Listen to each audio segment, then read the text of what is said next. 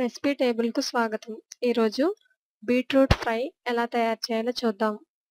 కావలసిన పదార్థాలు: బీట్రూట్ పెద్దది 1 తొక్కలు తీసి ఇలా గ్రేట్ చేసుకోవాలి. శనగపప్పు అర టేబుల్ స్పూన్, మినపప్పు పావు టేబుల్ స్పూన్, జీలకర్ర పావు టేబుల్ స్పూన్, వెల్లుల్లి రెమ్మలు 10, కరివేపాకు 4 రెమ్మలు, పచ్చిమిర్చి 4. స్పైసీనెస్‌ని బట్టి ఎక్కువ వేసుకోండి. పసుపు పావు టేబుల్ స్పూన్, ఉప్పు రుచికి సరిపడినంత, నూనె 3 టేబుల్ స్పూన్స్. బీట్రూట్ ఫ్రై ఎలా తయారు చేయాలో చూద్దాం. ముందుగా ఒక బాణలిలో లేదా బాండీలో ఆయిల్ వేసుకుని హీట్ అయిన తర్వాత వలుచుకున్న వెల్లుల్లి రెమ్మలను వేసుకుని శనగపప్పును కూడా వేసుకుని వేపుకోవాలి. ఒక 2-3 నిమిషాల పాటు బ్రౌన్ కలర్ వచ్చే వరకు వేగిన తర్వాత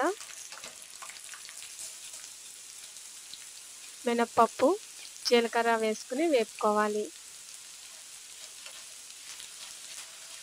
మరొక 2 నిమిషాల పాటు బాగా వేపుకోవాలి. తర్వాత కరివేపాకు, పచ్చిమిరపకాయలు వేసుకుని వేపుకోవాలి.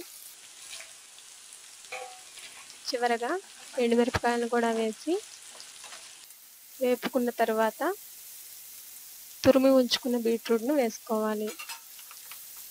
గరిటెతో కింద నుంచి పై వరకు బాగా కలుపుకోవాలి.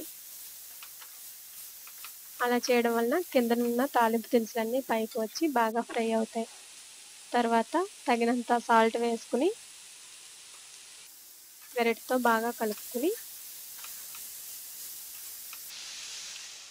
మూత పెట్టి ఒక 5-10 నిమిషాల పాటు మగ్గనివ్వాలి. తర్వాత 5 నిమిషాలకు మూత తీసి గరిటెతో ఒకసారి మాడిపోకుండా కలుపుకోవాలి. తర్వాత కొంచెం పసుపు వేసుకుని బాగా కలుపుకోవాలి. ఇందులో కారం వేయం కాబట్టి ఎండుమిరపకాయలు, పచ్చిమిరపకాయలు ఎక్కువగా వేసుకుంటే టేస్టీగా ఉంటుంది. ఇప్పుడు స్టవ్ ఆఫ్ చేసుకుని సర్వింగ్ బౌల్‌లోకి సర్వ్ చేసుకోవాలి. అంతే, బీట్రూట్ ఫ్రై రెడీ. మరిన్ని రుచుల కోసం రెసిపీ టేబుల్‌ను సబ్స్క్రైబ్ కాగలరు.